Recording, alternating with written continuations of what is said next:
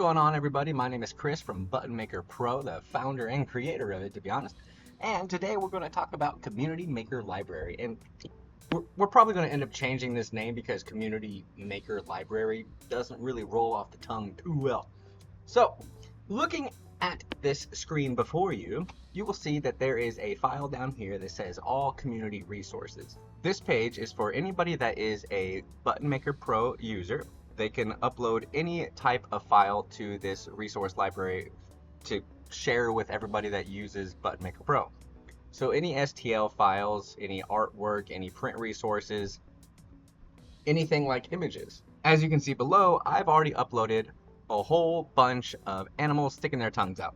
So this is just a fun little file. There's not really a whole lot going on in here just yet because the whole point of this was to see if it worked, and it does. So to share this with anybody, you just upload this. You can refresh it. You can remove the folder. I can collapse the folder if I don't want to see it anymore.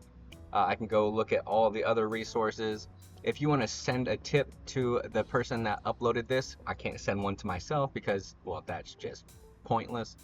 Anyways, you click download here. If you hit report, it sends the admins a notification alerting us to let us know that this image might not be allowed on the platform. If you download it, it goes straight to your downloads. And then after that, once you go to the studio editor, you bring in the image. You just click choose image here, bring in the image, and there it is. You can reset the art, you can add it to the sheet, and then you're good to go. But don't forget, you can also change it up to a square image like this, and you can add it to the sheet. But our mix styles are off, so we're going to turn mix styles on and add it back to it. So now we can have both types of images and shapes for this print on one sheet. And keep in mind, you can do that with any size item. If you wanted to go a little smaller, you can add it to the sheet as well. But this is Chris with ButtonMakerPro again, and I hope you all enjoy the new community library.